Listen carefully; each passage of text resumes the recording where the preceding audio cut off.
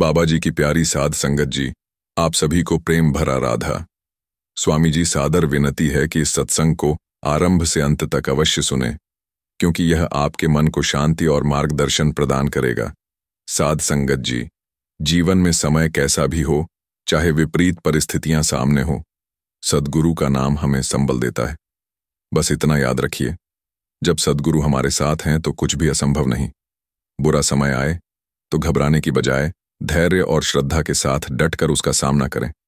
जो भी हो रहा है वह सद्गुरु की रजा में है और उनकी कृपा से सब कुछ ठीक हो जाएगा।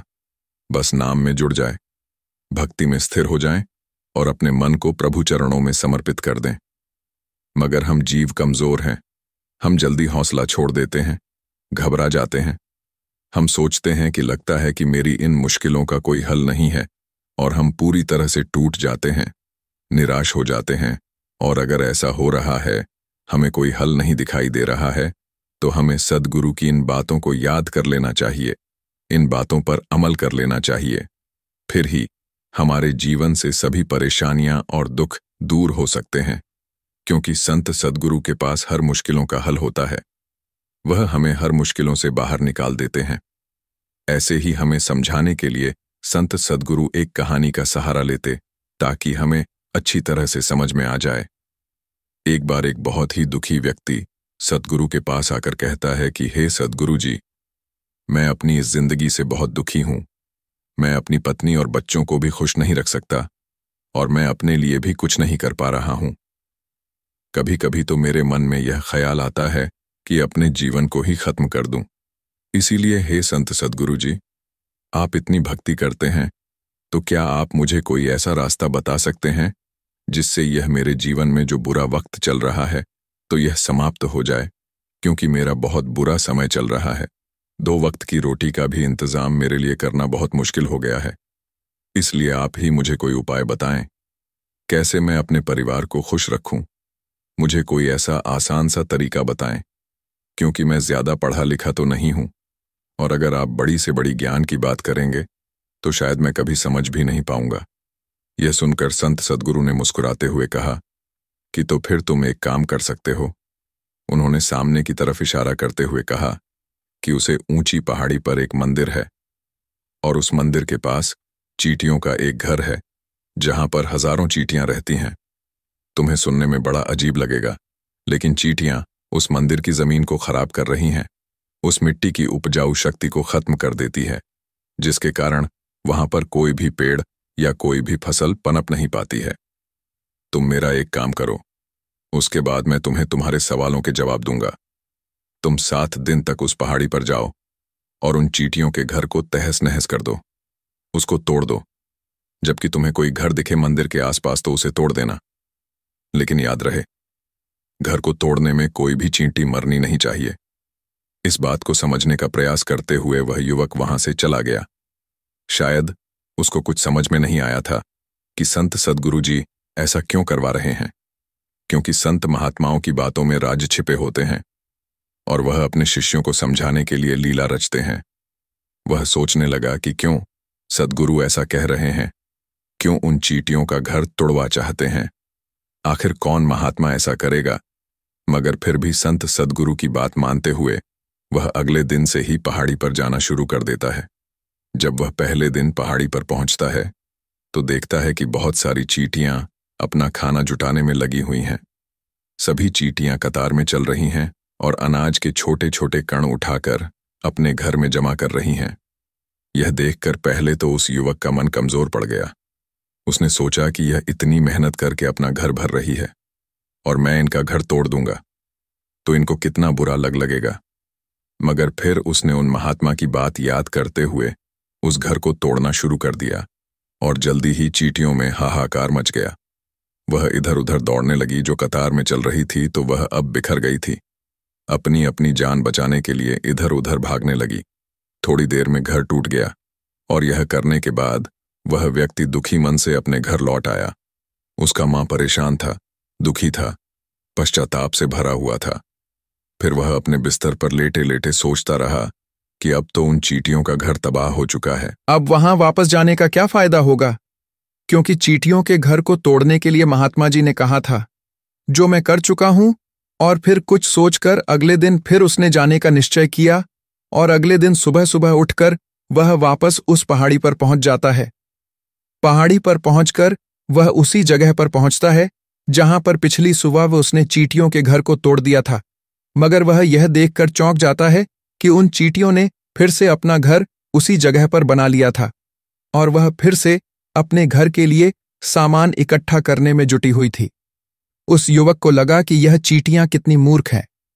इनको पता है कि कल इनका घर इसी जगह पर तोड़ दिया गया था और फिर उसी जगह पर इन्होंने नया घर बना लिया है। और यह सोचकर वह व्यक्ति हंसने लगा, मगर फिर से महात्मा की बात याद करते हुए उसने उन चींटियों का घर फिर से तोड़ दिया। फिर से उन चींटियों में हलचल मच गई और थोड़ी देर में वह चींटियां इधर उधर अपनी जान बचाने के लिए भागने लगी। कुछ ही देर में उनका घर फिर से टूट गया और वह व्यक्ति थोड़ा संतोष भाव से कि इस बार तो मैंने उस घर को अच्छी तरह से तोड़ दिया है, अब तो वहां चींटियां यहां पर अपना घर बना ही नहीं पाएंगी। और इसीलिए जाने से पहले उसने उस घर पर ठंडा पानी भी डाल दिया ताकि चींटियां वहां पर अपना घर ना बना सके। और इस तरह से अपना कर्म पूरा करते हुए वह व्यक्ति फिर से अपने घर लौट आया। आज रात समय वह व्यक्ति यही सोच रहा था कि क्या वह महात्मा सही काम करवा रहा है? क्या किसी का घर तोड़ देना किसी सिद्ध पुरुष को शोभा देता है?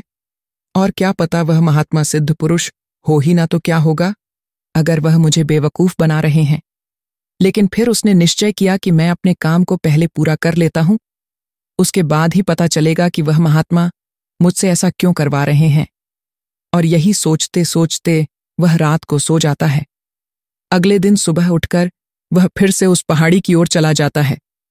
पहाड़ी पर पहुंचकर वह उसी जगह पर पहुंचता है जहां पर उसने उनका घर तोड़ दिया था और वह यह देखकर खुश हो जाता है कि वहां पर कोई भी घर नहीं था। सभी चींटियां वहां से भाग चुकी थीं और फिर उसने सोचा कि अब मेरा रोज रोज आने का क्या फायदा होगा, क्योंकि चींटियां तो अपना घर बदल चुकी हैं और महात्मा जी ने मुझे 7 दिन बाद आने को कहा था। लेकिन आज तो तीसरा ही दिन है, अब बाकी 4 दिन वापस आने का क्या फायदा होगा। और यही सोचकर उसने निश्चय किया कि यहां से वह सीधा उस महात्मा के पास जाएगा और उनको यह पूरी खबर बता देगा। जब वह वापस मुड़कर उस पहाड़ी से कुटिया की तरफ जाने लगा, तभी उसकी अचानक नजर एक और घर पर पड़ी जो कि चींटियों का ही बनाया हुआ था।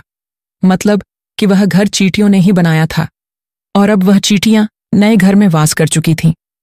यह नया घर उनके पुराने घर से थोड़ी ही दूरी पर था। जब उस व्यक्ति की नजर इस घर पर पड़ी तो उसने सोचा शायद महात्मा को पता था कि यह चींटियां अपना घर यहां से बदलकर किसी दूसरी जगह पर बना लेगी, इसलिए उन्होंने मुझे 7 दिन बाद आने को कहा था। और यह विचार करके वह उनका नया घर भी तोड़ने पहुंच जाता है। जब वह वहां पहुंचता है तो चींटियां उसी तरह अपने कार्य में लगी हुई थीं। वह अपने लिए खाना इकट्ठा कर रही थी और अपने घर में जमा कर रही थी। जो पुराना घर टूटा था तो वह वहां से भी अनाज के कण बचे थे और चींटियां वहां से भी अनाज इकट्ठा कर करके अपने नए घर में ला रही थीं।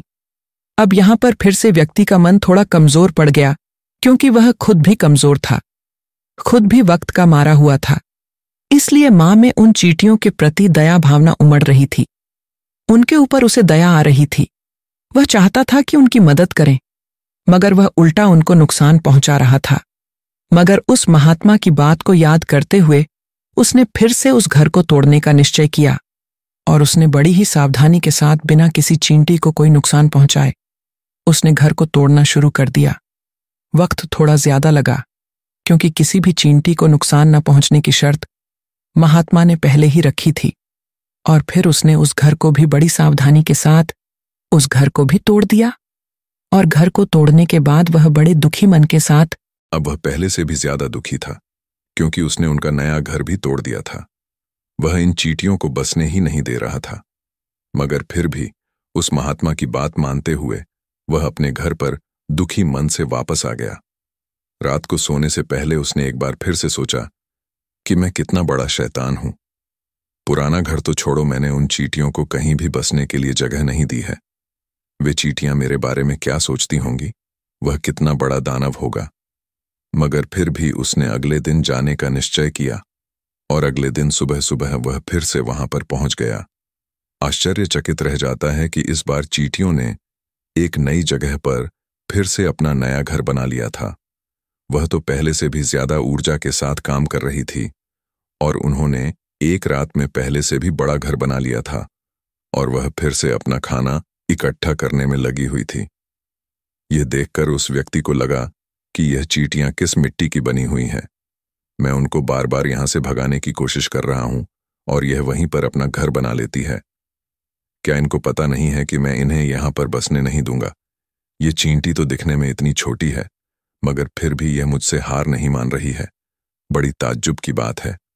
और इस बार उसने गुस्से में उस घर को भी तोड़ना शुरू कर दिया, मगर इस बार घर को तोड़ते हुए कुछ चींटियां वहीं पर मर गईं। उसके पैरों के नीचे कुचली गई। कुचलने के बाद जब वह अपने अहंकार से बाहर आया तो उसने देख कि गुस्से में उसने चींटियों में कितनी क्षति पहुंचा दी है। उसका मन पश्चाताप से भर गया और वह रोता हुआ अपने घर की तरफ लौट आया। रात में सोते समय उसने सोचा कि मैं इन चींटियों पर बहुत ज्यादा जुल्म कर रहा हूं। अब इससे ज्यादा अत्याचार मैं नहीं कर पाऊंगा। और यही सोचकर वह अगले दिन अपने घर से थोड़ा आटा लेकर उसी पहाड़ी पर पहुंच जाता है। आज उसके मन में चींटियों के प्रति श्रद्धा का भाव था, दया का भाव था। आज वह उनकी मदद करना चाहता था। जब वह वहां पर पहुंचा तो चींटियां फिर से अपने नए घर को बनाने में लगी हुई थीं। उसने बड़ी ही करुणा के साथ अपने साथ लाया हुआ आटा खिलाया। अगले 7 दिनों तक वह ऐसा ही करता रहा। वह रोज सुबह जाकर उन चींटियों को अपने हाथों से आटा खिलाता और फिर 7 दिन के बाद वह व्यक्ति महात्मा के पास जाकर हाथ जोड़कर कहने लगा कि हे महात्मा जी, मुझे माफ कर देना। मैंने उन चींटियों के घर को तबाह करने की बहुत कोशिश की। मैंने उनके घर तोड़े भी, और एक बार नहीं 4 बार। मैंने उनका घर तोड़ा, मगर उसके बाद मैं हिम्मत नहीं कर पाया, उनके घर को नहीं तोड़ पाया। मैं समझ सकता हूं कि मैंने अपना काम पूरा नहीं किया और इसके बदले आप मुझे तरीका भी नहीं बताएंगे जो कि मुझे मेरे बुरे समय से बाहर निकाल सकता है। लेकिन मुझे इसकी कोई परवाह नहीं है। मुझे लगता है कि मैंने जो किया वह सही किया है, इसलिए मैं आपसे आज्ञा लेकर वापस जा रहा हूं। कृपा करके मुझे अपने घर वापस जाने की आज्ञा दीजिए। यह सुनकर महात्मा ने मुस्कुराते हुए कहा कि अरे बेटा, कहां चल दिए? रुको तो सही, जलपान तो कर लो, थोड़ी देर रुक जाओ, उसके बाद चले जाना। और यह कहकर वह महात्मा उस व्यक्ति के लिए पानी लेकर आते हैं। पानी पिलाने के बाद वह महात्मा उस व्यक्ति से पूछते हैं कि तुम मुझे यह बताओ कि आखिर तुम उन चींटियों का घर क्यों नहीं तोड़ सके? वह चींटियां तो बहुत छोटी हैं और तुम इतने विशालकाय हो, फिर भी तुम उन छोटी छोटी चींटियों का घर तोड़ नहीं पाए। कहां है तुम्हारी शक्ति, तुम्हारा बाहुबल? फिर वह व्यक्ति बोला कि हे महात्मा जी, मैंने उन चींटियों का घर तोड़ दिया था। एक बार नहीं 4 बार तोड़ दिया था। एक बार तो अपने गुस्से में उन चींटियों को भी हानि पहुंचा दी थी, लेकिन जिस दिन मैंने उनको हानि पहुंचाई तो उसी दिन मुझे लगा कि मैं उनको क्यों हानि पहुंचा रहा हूं, क्यों इनको इतनी तकलीफ दे रहा हूं, और उसी दिन मैं उनको नुकसान पहुंचाने की बजाय उनकी सहायता करनी शुरू कर दी। यह सुन उस महात्मा ने कहा कि यही तो सीखने की बात है। एक छोटी सी चींटी हमें जीवन का संदेश दे जाती है। मैंने तुम्हें उन चींटियों का घर तोड़ने के लिए नहीं भेजा था, मैंने तुम्हें इसलिए भेजा था ताकि तुम उन चींटियों से कुछ सीख सको। तुम्हें क्या सीख मिली? यह सुनकर उस व्यक्ति ने पूरी कहानी बयान कर दी। पूरी कहानी सुनने के बाद महात्मा ने मुस्कुराते हुए कहा कि बेटा, पहली सीख जो चींटियों से मिलती है तो यह है कि तुमने कितनी बार उनके घर को तोड़ने की कोशिश की, उनके घर तबाह हो जाए, मगर वह हर बार एक नया घर बना लेती थी। उन्होंने कभी भी हार नहीं मानी। अगर वह हार मान लेती तो वह चींटियां तुम्हें वहां नहीं मिलती। जीवन कार्यशील का काम है, मगर हम मनुष्य 1-2 बार हार मिलने पर ही टूट जाते हैं, निराश हो जाते हैं और फिर जीवन में प्रयास ही नहीं करते। और कुछ लोग तो अपनी जिंदगी को ही खत्म करने की कोशिश करते हैं। मगर जानवरों में तुमने एक बात देखी होगी कि वह अपना जीवन खुद से कभी खत्म कर ही नहीं सकते हैं। तुमने यह कभी नहीं सुना होगा कि किसी जानवर ने आत्महत्या कर ली, चाहे जानवर कितना भी भूखा क्यों ना हो, कितना भी दुखी क्यों ना हो, मगर वह अपने जीवन के लिए हमेशा संघर्ष करता रहता है। और वही दूसरी तरफ हम मनुष्य 1-2 बार हताश होने पर ही अपना जीवन खत्म कर लेते हैं। जीवन तो कर्मशलता है, कर्म करने का नाम है, जीवन और मृत्यु आखिरी विश्राम है। इसीलिए मृत्यु से पहले कर्म करना कभी नहीं छोड़ देना, क्योंकि मृत्यु के बाद तो तुम परम विश्राम में चले ही जाओगे। तो उससे पहले कर्म करना क्यों छोड़ रहे हो? क्यों हताश हो रहे हो? अगर तुम्हारा एक घर टूट गया है तो दूसरा घर बनाने का प्रयास करो। कोशिश करो, और कोशिश करने वालों की कभी हार नहीं होती। ये हम उन चींटियों से समझ चुके हैं। देखने में तुमसे कितनी छोटी है और तुम इतने बड़े हो, मगर उनका मन तुम्हारे मन से इतना बड़ा है, कितना विशाल है, कितना दृढ़ संकल्प है कि इतने बार घर टूटने पर भी उन चींटियों ने कभी हार नहीं मानी। दूसरी सीख यह है कि जब भी हमारे ऊपर बुरा समय आता है तो हमें यही लगता है कि यह समय कभी नहीं जाएगा, यह समय मेरे जीवन को बर्बाद कर देगा। और अपने इन्हीं ख्यालों से, इन्हीं विचारों से, जिनका असलियत में कोई अस्तित्व है ही नहीं, वह सिर्फ विचार है, और वही विचार हमारे मन को दुखी कर देते हैं, और इसीलिए हम कोशिश करना भी छोड़ देते हैं। मगर तुम खुद सोचो कि बार बार प्रकृति हमें नुकसान पहुंचाएगी, और कब तक पहुंचाएगी? अगर हम बार बार फिर से उठकर फिर से नया प्रयास करेंगे तो फिर प्रकृति भी हमारे सामने घुटने टेक देगी, और वह भी एक दिन हमारे ऊपर दयावान हो जाएगी, कृपालु हो जाएंगी, और वह हमें सब कुछ देने लगेगी जिसकी हमने कभी कामना की थी। तुमने खुद देखा कि तुम उन चींटियों को नुकसान पहुंचाने के लिए पहुंचे थे, मगर बाद में तुम ही उन चींटियों को अनाज और आटा देने लगे। तुम ही उन पर कृपालु हो गए। क्यों हुए? क्योंकि तुमने देखा कि वह चींटियां हार ही नहीं मान रही थीं। और इसी तरह अगर तुम भी अपने जीवन में कभी हार नहीं मानोगे तो एक ना एक दिन यह प्रकृति तुम्हें वह सब कुछ देगी जो तुम अपने जीवन में पाना चाहते थे। इसीलिए यह सीख याद रखना, कर्मशील कार्य करते जाना। और दूसरा कि एक ना एक दिन प्रकृति हमारे उस कर्म का परिणाम हमें जरूर देगी। साध संगत जी नाम के सिमरण से हमें इतने लाभ होते हैं कि आप जान भी नहीं सकते हैं। जो व्यक्ति एक बार सच्चे मन के साथ नाम जप लेता है तो उसकी जिंदगी ही बदल जाती है। नाम की बहुत बड़ी महिमा है, और यह केवल पूर्ण संत महापुरुष ही जानते हैं, जिन्होंने नाम को जपा है, जिन्होंने नाम की कमाई की है। केवल वही इसकी महिमा को जानते हैं। एक बार एक संत जी किसी गांव में सत्संग फरमा रहे थे, और उन्होंने वहां पर 7 दिन तक सत्संग फरमाया।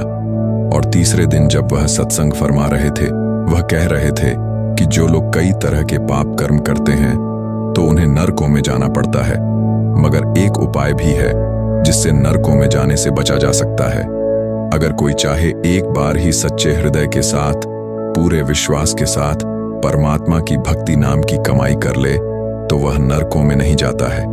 उसी गांव में एक सेठ जी रहते थे जो कि रोजाना आकर संत का सत्संग सुना करते थे। और फिर जब सत्संग समाप्त हुआ तो सेठ जी संत जी के पास आए और रोते हुए कहने लगे कि महाराज, आपकी कृपा से मेरे पास सब कुछ है, किसी चीज की कमी नहीं है, मगर मेरे मन में एक चिंता रहती है। फिर संत जी कहने लगे कि आप रोना बंद करें और मुझे बताएं कि क्या चिंता है आपको। फिर सेठ जी बोले कि महाराज, आज आपने सत्संग में नरकों के बारे में वचन किया। आपने बताया कि जीव को अनेक पापों से नरक की प्राप्ति होती है, और आपने यह भी कहा था कि एक उपाय भी है जिसके द्वारा नरकों में जाने से बचा जा सकता है।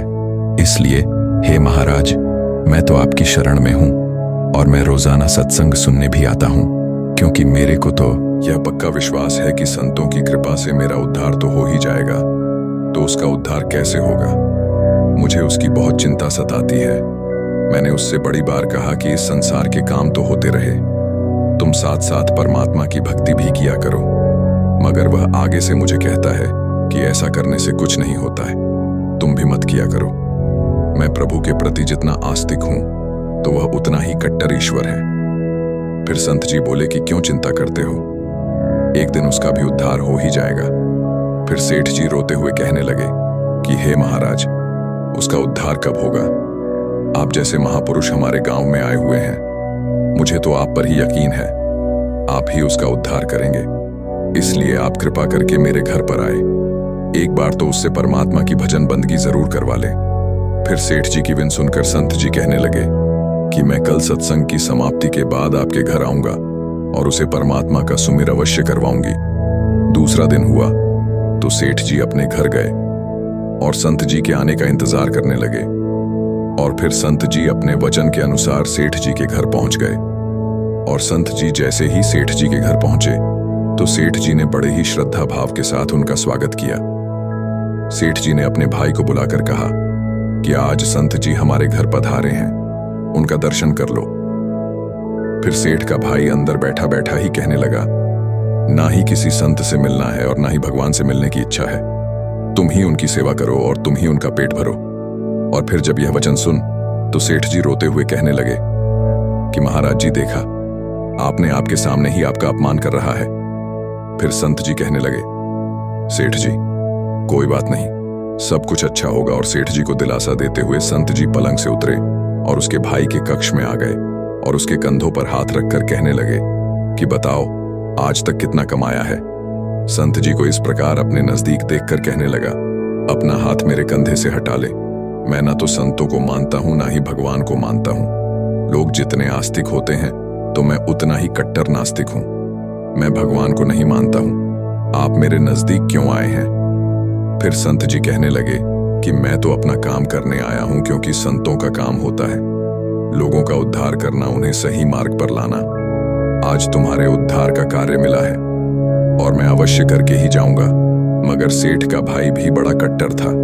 कहने लगा कि आपको जिसका भी उद्धार करना है तो कर लीजिए, मगर आप मेरा उद्धार मत कीजिए, मैं कुछ भी नहीं करने वाला हूं। सेठ के भाई को देखकर संत जी मुस्कुराकर बोले कि एक बार मैं जो तुम्हें काम बताने वाला हूं तो उसका स्मरण करो, उसको बोल दो। फिर सेठ का भाई कहने लगा कि मैं कुछ नहीं बोलूंगा। संत जी ने फिर कहा, एक बार नाम को जप लो। वह कहने लगा, नहीं करूंगा, नहीं जाऊंगा। संत ने फिर कहा, नाम को जपो। वह कहने लगा, मैं नहीं जाऊंगा। जल्दी से सेठ के पास आए और कहने लगे, आपने मेरे ऊपर यह जिम्मा सौंपा है, अब मैं ऐसा करूंगा तो आप बीच में मत आना। आप सभी परिवार वाले बाहर जाकर बैठ जाओ, जब तक मैं आपको नहीं बुलाऊं एक भी इस कक्षा के अंदर नहीं आएगा। और फिर सेठ जी अपने परिवार सहित बाहर आकर बैठ गए। अब कक्ष में केवल संत जी और सेठ जी का भाई था। संत जी ने फिर कहा कि भाई एक बार नाम का स्मरण कर लो। पर वह कहने लगा, मैंने आपसे मना किया है, मैं नहीं कहूंगा। मैं ना ही भगवान को मानता हूं और ना ही भगवान की बातों को मानता हूं। संत जी ने प्रेम से हंसते हुए उसे कहा कि जितने तुम कट्टर नास्तिक हो, तुम्हें उतना ही कट्टर आस्तिक हूं। मैंने अगर निश्चय कर लिया तुम्हारे मुंह से परमात्मा का नाम सुनकर ही जाऊंगा, और याद रखना तुम्हारे मुख से परमात्मा का नाम निकलेगा ही। वह कहने लगा कि आप चाहे कितना भी प्रयास कर लें, मगर मैं नाम नहीं जपने वाला हूं। वैसे तो संत जन बड़े दयालु होते हैं, पर लीला मात्र उन्होंने क्या किया, सेठ के भाई का हाथ पकड़ा और हाथ पकड़कर जोर से घूमने लगे और वह सेठ ठहरा। 50 साल का वृद्ध अवस्था भी, संत भी वृद्ध थे, मगर संतों के अंदर भक्ति का तेज होता है। उन्होंने जोर से सेठ के भाई का हाथ घुमाया और मरोड़ दिया और संत जी कहने लगे, नाम को जपो। वो कह लगा, नहीं जाऊंगा। और फिर संत ने सेठ के भाई का हाथ घुमाकर सेठ के भाई को जमीन पर पटक दिया और खुद उसकी पीठ पर चढ़कर कहने लगे, नाम को जपो। वह कहने लगा, नहीं जाऊंगा। और फिर संत जी ने उसके दोनों हाथ पकड़कर उसके दोनों पांवों को बांध दिया और कहने लगे, नाम जपो। और फिर ऐसी अवस्था में सेठ का भाई सोचने लगा कि यह संत तो मुझे मार ही डालेगा। फिर उसने बिना इच्छा के एक बार नाम को जप शुरू कर दिया और फिर जैसे ही उसने नाम जपना शुरू किया तो संत जी ने उसके हाथ पैर खोल दिए और बाहर आकर कहने लगे, सेठ जी आपका कल्याण हो गया, आपके भाई का भी कल्याण हो गया। सेठ जी कहने लगे, अंदर से बहुत तेज आवाज आ रही थी। फिर संत जी कहने लगे, आपने काम ही ऐसा दिया था। आपने कहा था कि वह नास्तिक है, कभी कुछ बोलता नहीं है, मगर आज आपके भाई ने नाम को जपा है, इसका कल्याण हो गया। अब मैं जा रहा हूं कल से। फिर मेरी कथा है। संत जी तो अपने स्थान पर लौट आए। फिर सेठ का भाई जमीन से उठकर अपने भाई से कहने लगा, यह कैसे संत हैं? मुझसे झगड़ा करने आ गए और मेरे ऊपर चढ़कर बोल रहे थे। कहने लगे, अगर नाम का सिमरन नहीं करोगे तो मैं तुम्हारे ऊपर ऐसे ही बैठा रहूंगा। उसकी बातें सुनकर सेठ जी हंसने लगे। वह हंसते हुए मन से भगवान को धन्यवाद देते हुए कहने लगे कि हे प्रभु, आपके संत भी बड़े दयालु, कुछ कष्ट सहकर भी लोगों का कल्याण करते हैं। और फिर समय व्यतीत होता गया। अभी 5-6 महीने ही गुजरे होंगे कि अचानक छोटे भाई का देहांत हो गया। आत्मा शरीर से अलग हो गई और वह आत्मा ही यमराज के पास जाकर सारे हिसाब किताब देती है। और फिर उस व्यक्ति का हिसाब किताब खोल गया। यमराज ने चित्रगुप्त से कहा, यह इंसान जो आज आया है हमारे पास, तो इसका लेखा जोखा क्या है? चित्रगुप्त कर्मों का हिसाब देखकर बताने लगा, हे भगवान, इसने अपने जीवन में कभी परमात्मा का सिमरण नहीं किया, सदा पाप ही किए हैं। इसे तो नरक भेज दिया जाए। अब यमराज के आदेश के अनुसार जैसे ही उसे नरक भेजा जा रहा था, तब चित्रगुप्त ने कहा, भगवान, एक बात और है। यमराज ने कहा, कौन सी बात? चित्रगुप्त ने कहा, भगवान, एक बार संतों के कहने पर इसने नाम का स्मरण किया था। यमराज ने दूतों से कहा, थोड़ी देर रुक जाइए, इसका हिसाब किया जाएगा, इसके बाद ही इसे नरक में भेजा जाएगा। यमराज ने फिर चित्रगुप्त से कहा, जल्दी से इसका लेखा जोखा देखो, कहीं इसने परमात्मा का नाम तो उच्चारण नहीं किया है। चित्रगुप्त ने दोबारा फिर से पूरा हिसाब देखा और कहने लगे कि भगवान, इसने जो एक बार परमात्मा का नाम उच्चारण किया था तो वह संतों के भय से किया था, दिल से भी नहीं किया था, मगर एक बार नाम का स्मरण किया था। अब यमराज जी विचार करने लगे कि एक बार नाम का सिमरण और पूरा जीवन पाप में क्या किया जाए। फिर यमराज ने उस इंसान से पूछा कि तुम यह बताओ कि हम तुम्हें पहले नाम के स्मरण का फल दे, जहां तुम्हें नरक में भेज दिया जाए। फिर वह हाथ जोड़कर कहने लगा कि भगवान, नरक में तो जाना ही है, इससे अच्छा है आप मुझे एक बार नाम के सिमरण करने का फल दे दीजिए, फिर मुझे जहां चाहे वहां भेज देना। और फिर यमराज जी अपनी पुस्तक खोलकर देखने लगे कि एक बार नाम सिमरण करने का फल क्या है। उन्होंने सारी पुस्तकें खोल दी, मगर उन्हें कोई भी फल दिखाई नहीं दिया। और फिर वह विचार करने लगे कि एक बार नाम का सिमरण का फल क्या होता है, मुझे पता ही नहीं है।